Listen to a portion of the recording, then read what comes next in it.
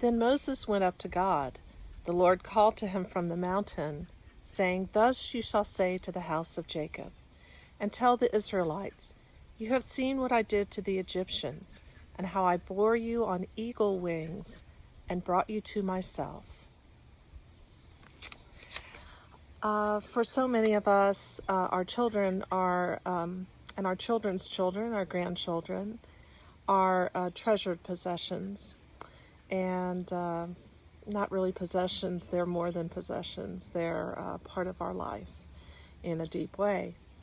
And I've been thinking a lot about our children and our children's children, the beloved community's children and the children's children in these times.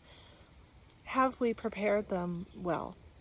Will we prepare them well to do the kingdom work that they'll be called to do in these next decades and years? It will be hard work, full of suffering, full of perseverance, full of hope and joy. So I wanted to begin the sermon this day to show you the changes that we've made in our grandchildren's garden over the past few weeks of the pandemic. And it is beautiful, and I wanted it to set the stage for the sermon. So this is Emma's garden, which we've put together. Brian's brought gravel and rocks, and it is a more grown-up garden this year. There's still a few little evidences of our fairy garden life, but there's also a ring of people standing in community, hoping for her to learn the lessons of building community. Then the twins' garden is much more in keeping with their age, and Charlotte's garden includes the princess rose and the bunnies and some fairy huts. And up here, Abby's garden has unicorns and gnomes at the fireside cooking marshmallows and big rocks. And then across the way, we have the garden for the smallest grandchild, the youngest, Mikey, and it's a shade garden, but full of animals like little tigers and roosters and lemurs and wolves. His garden is full of hope, as they all are. But I wonder, as I look over the garden, all the gardens we've created this summer, will our children and grandchildren know that they will always be born on eagle wings? That they always will be in God's hand?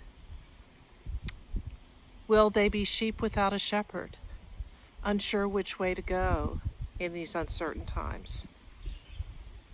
Will they know what it is to hope in the midst of suffering?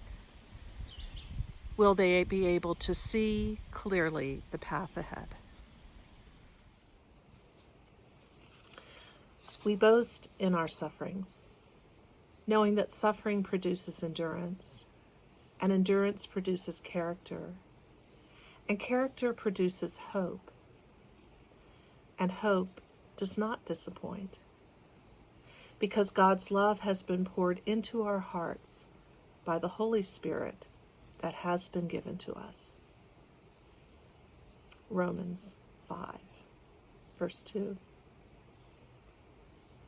And from the Gospel of Matthew, when he saw the crowds, he had compassion for them, because they were harassed and helpless, like sheep without a shepherd. Then he said to his disciples, The harvest is plentiful, but the laborers are few. Therefore ask the Lord of the harvest to send laborers out into his harvest. In the name of God, who bears us on eagle wings. Amen. So I have given you a tour of the grandchildren gardens, and now I'm on my porch, screen porch, which I spend a lot of time on in the summer, and is my place to pray and to find God. The title of this sermon is Our Children and Our Children's Children. And in these weeks of not only the pandemic, but especially the unrest after the death of George and the murder of George Floyd in Minneapolis, we've come back to that place that so many of us have come back to, this place where there is great suffering, there is great sadness. The sins of our fathers and mothers and forebears are very much with us, and the sins that we have committed are with us.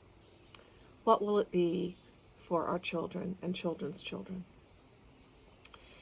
I wanted to do as Pastor Marcia did and do a little bit of a personal sermon to you, not from the church today, but from my very spiritual spot at home, because I've really been taken back through all the events of the past couple of weeks, back to why I've been called by God, not only in my ministry, but in my life.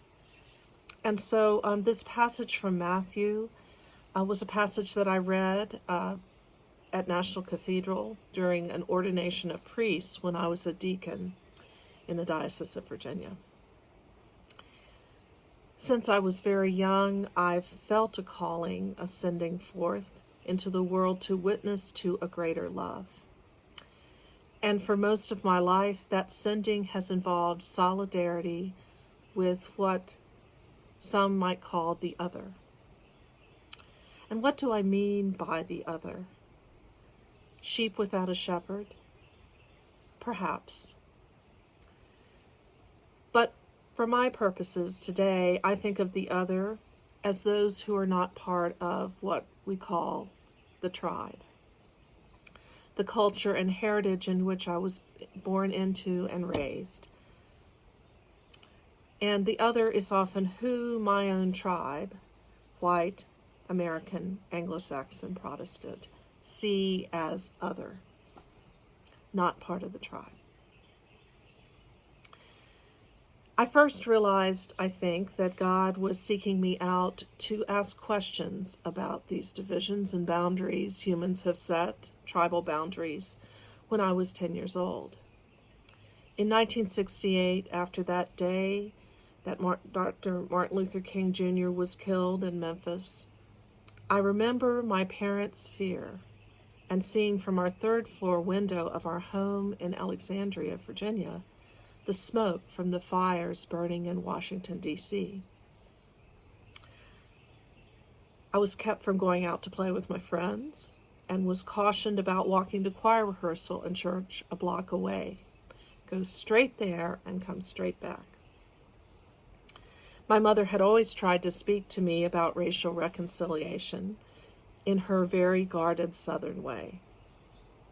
As a poor white Southern girl from Tidewater, Virginia, small rural town, she had made it finally in the big city of Alexandria, and she even had become a member of the Daughters of the American Revolution.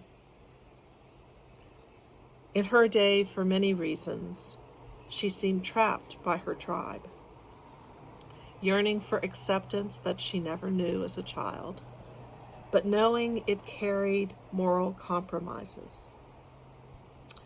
What she said and did through our short time, 13 years together, led me to begin to see that all was not well in our American life. The divisions of races in my town of Alexandria, Virginia, then just a fairly small town, a suburb of Washington. The divisions in our neighborhood between blocks.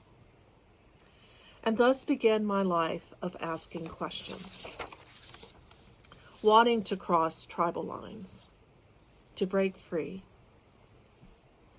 There were other lines too, I learned, lines of gender, lines of class, lines of sexuality.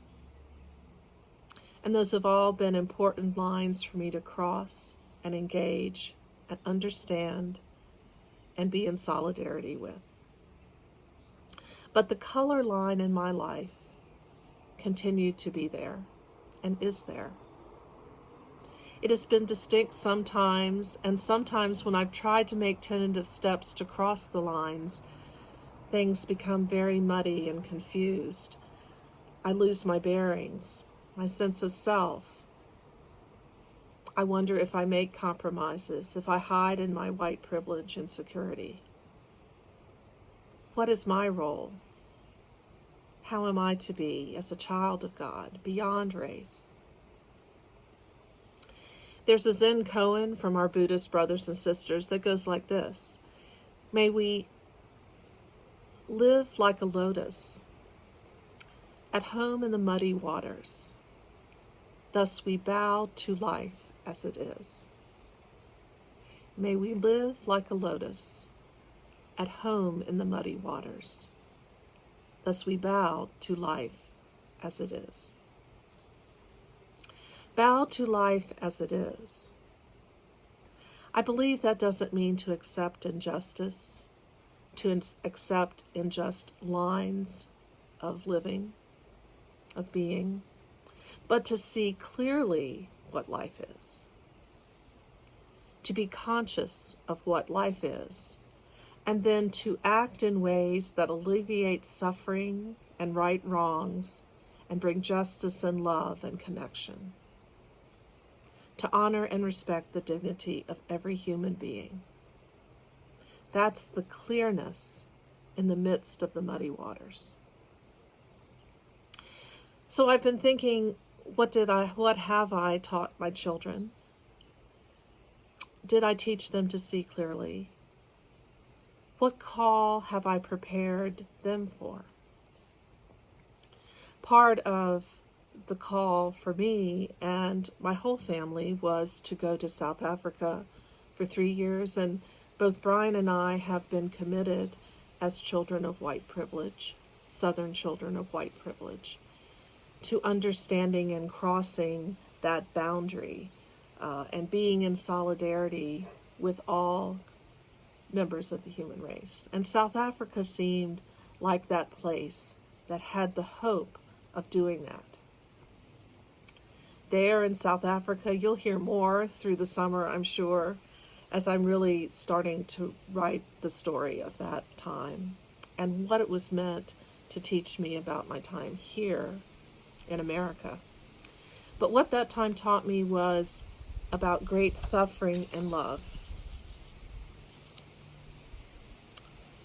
The inequality of race continued in South Africa.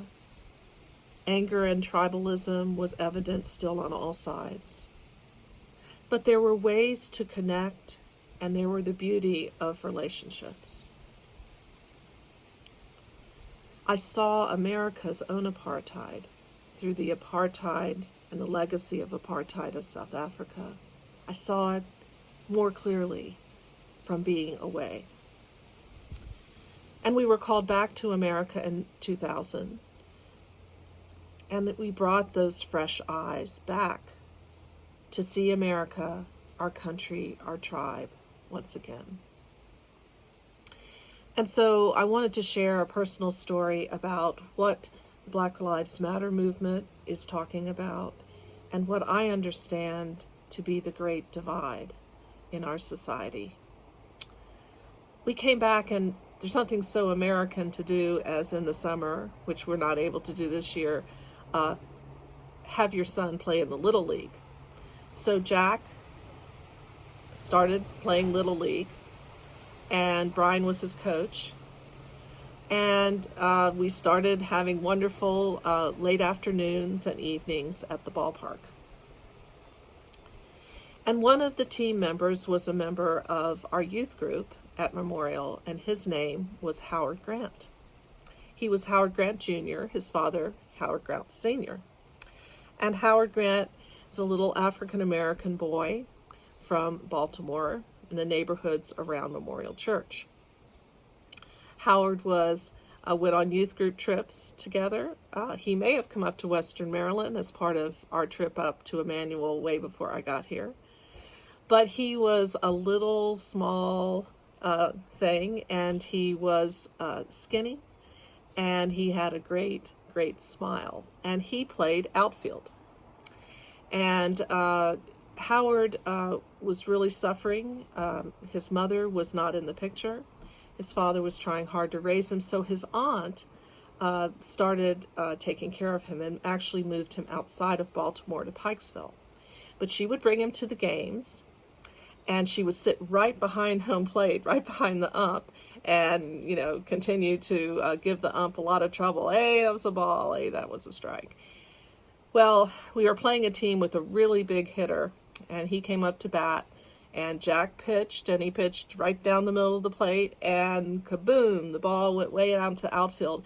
And I could hear Brian screaming, "Howard, get your club up." His mitt. Get your mitt up, hold it up. He was just holding it down by his side.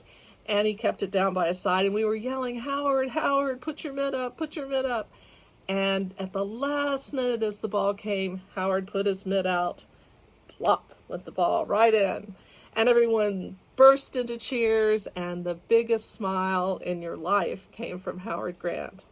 And we all ran back in because it was the third out, and he was hugged, and it was wonderful. And that's my memory of Howard. Over the next few years, we lost track of him as he moved up to Pikesville.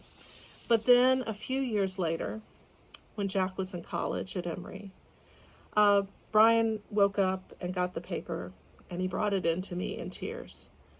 And here was the first part of the article. Howard Grant Jr. and Justin Berry were marked men. The cousins had survived a string of shootings in the past 4 months. Both were present when a friend was shot and killed in Baltimore in June. And 2 months later, they were targeted while sitting in front of their family home in Baltimore's Upton neighborhood. Each time, and as recently as last week, Grant and Berry, who police believed were possible witnesses in the killing, had been hauled to police headquarters, where detectives spent hours urging them to go into a protection program. But they resisted. That wasn't for them. How were they going to live their lives? Running? After each shooting, police placed a squad car outside the family home for a few days, a private security detail not usually afforded to the hundreds of shooting victims across the city each year. But there was only so much police could do to stop someone with a gun, an agenda, and a city that embraces and occasionally enforces a code of silence. On Sunday, the odds caught up with them, claiming the life of Grant, 18 years old, the father of a 1-year-old child, and Berry, 19, a basketball standout at Frederick Douglass High School, who was just a few months into his freshman year at Morgan State University. On Sunday, Grant and Berry were walking not far from their home about 10:30 p.m. when they were shot and killed. Howard Grant Sr. said, "These were good kids. Angels, neither one of them. But I don't know any kids who are. You're supposed to be allowed to grow old, unless God wills you not to be.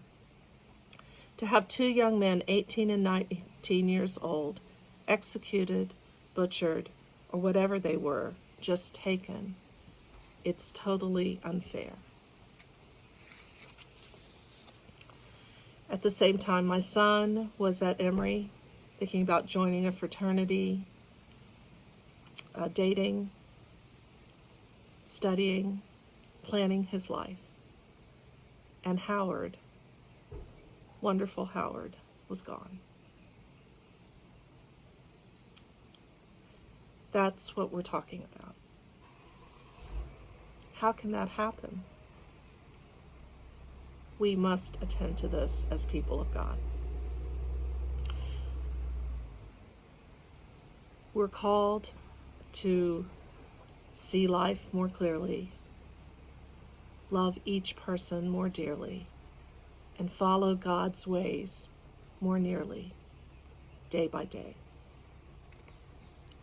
I want to add this poem that Jack Slocum wrote, our poet in residence, and it reminds me of this whole situation, and it's called Where the Streams Go. Where the streams go, how will the children over there along the bend, who wade and slide around in these late afternoon, long fluid reaches, find what is redeemed in the riffle and flow, find what is sifted and fingered out under the current, and every lifted rock where they are bent down like they were bowing before the Lord of the waters. And with their minnowed eyes made of wide, resplendent reflections, how will they follow the little shallows for every darter, slick sculpin, and crawfish, and peer into every yawning recess and crevice? When the streams go, how will they ever know what can be tame and smooth, and run far and deep in the blood, and secret away into their creaked hearts' pooled chambers? And when the streams go, how will they ever curl up on some huge, warm, strewn stone when they are bone tired? Wait within the creek's hours and watch it stir up debris and time in eddies and circles of circumstance and doubt, and then at last lay out glassy flat and fill in the deepest wrinkle of the world. How? Amen.